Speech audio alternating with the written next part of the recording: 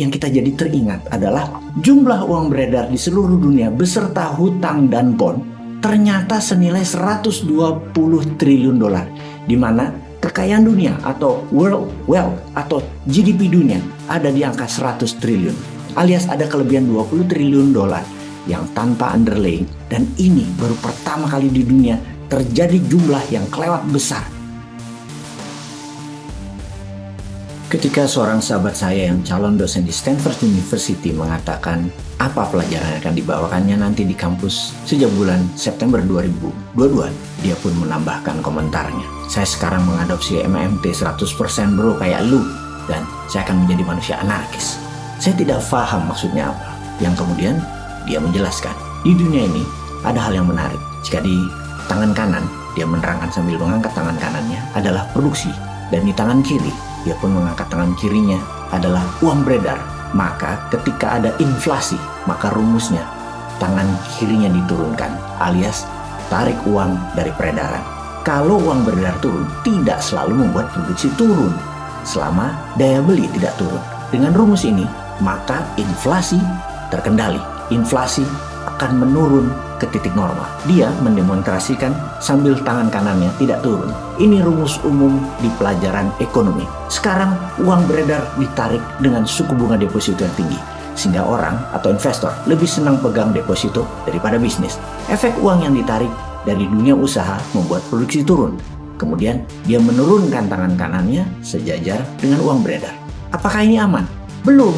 Apa yang terjadi kalau daya beli masih tinggi? Maka harga kembali naik karena masalah demand dan supply. Ada demand dan supply yang sedikit, dan itu pun masih dikategorikan inflasi. Harga naik. Kemudian dia mengatakan yang bahaya adalah kalau daya beli turun karena uang beredar turun. Dia pun mengatakan, angkat tangan kanan lu bro. Nah, tangan kanan lu adalah daya beli. Sekarang angkat tangan kiri lu, di atas sedikit tangan kanan lu, dan tangan kiri lu adalah suku bunga. Jadi sekarang posisi kita adalah uang beredar turun, suku bunga bank tinggi, produksi turun, dan daya beli turun. Ini posisi di banyak negara loh ya, termasuk Amerika dan Tiongkok. Apalagi Indonesia yang daya belinya menurun terus, sambil dia mengatakan turunkan deh tangan kanan lo. Nah, itu posisi kita sekarang sambil dia menurunkan tangan kirinya lebih rendah lagi, alias uang beredar rendah, dan juga tangan kanan yang merendah lagi, alias produksinya rendah. Oke, kita balik sekarang ke posisi dunia, dirata-ratakan. Saya dan dia pun kembali dalam posisi semula. Uang beredar turun, suku bunga bank naik, produksi turun, daya beli turun, suku bunga dolar tentunya. Sekarang kita bicara growth atau pertumbuhan. Pertumbuhan ekonomi lebih melihat jumlah barang yang dihasilkan seperti ekspor lebih tinggi daripada impor misalnya. Kalau inflasi rendah, maka pertumbuhan pasti baik. Kalau inflasi tinggi, tidak selalu pertumbuhan buruk. Bisa baik juga, kecuali hyperinflasi. Pasti tidak ada pertumbuhan. Dan saat ini ada anomali baru, jarang terjadi di masa lalu, alias 100 tahun dunia modern ekonomi, yaitu terjadi di mana suku bunga tinggi, tetapi inflasi tinggi. Uang beredar coba dikurangi dengan drastis, serta pertumbuhan ekonomi negatif. Terjadi di Amerika dan terjadi di dunia. Kesimpulan, daya beli rendah di mana-mana di dunia ini. Terjadi penurunan demand. Namun ada hal yang kita jadi teringat adalah jumlah uang beredar di seluruh dunia beserta hutang dan bond ternyata senilai 120 triliun dolar, di mana kekayaan dunia atau world wealth atau GDP dunia ada di angka 100 triliun, alias ada kelebihan 20 triliun dolar yang tanpa underlying, dan ini baru pertama kali di dunia terjadi jumlah yang kelewat besar, yang menakutkan. Jarak antara uang beredar dengan GDP dunia. Kita lompat sebentar. 100 triliun dolar GDP dunia, di mana negara G20 seperti Amerika 25 triliun dolar, Tiongkok 20 triliun dolar, Jepang 4,9 triliun dolar, Jerman 4,3 triliun dolar, Inggris 3,4 triliun dolar, Perancis 2,8 triliun dolar, Italia 2,1 triliun dolar, Rusia 1,8 triliun, Indonesia nomor 15 atau 16 kira-kira 1,1 triliun dolar.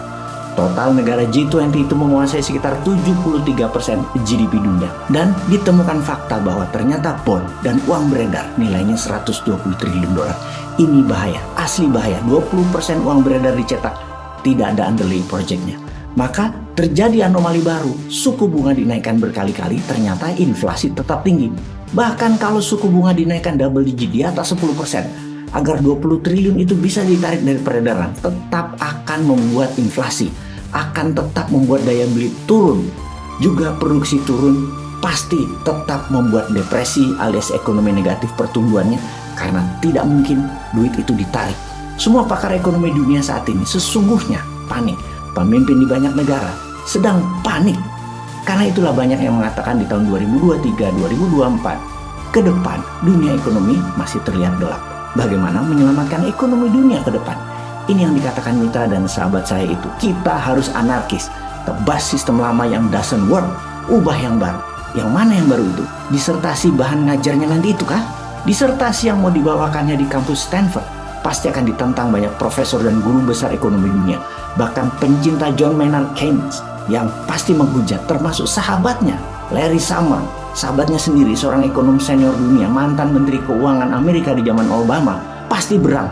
Juga seorang Nobel laureate Paul Krugman yang sering menjadi penasihat Datuk Mahathir Mohamad pasti akan menentangnya. Namun dia, sahabat kita ini, sudah cukup pede. Dia sudah dapat stempel dari Universitas Stanford dan sudah sangat siap perang secara mental. Saya pun bertanya, kita kan post Keynesian, terus gimana ini barunya? Dia pun memulai. Jadi gini bro,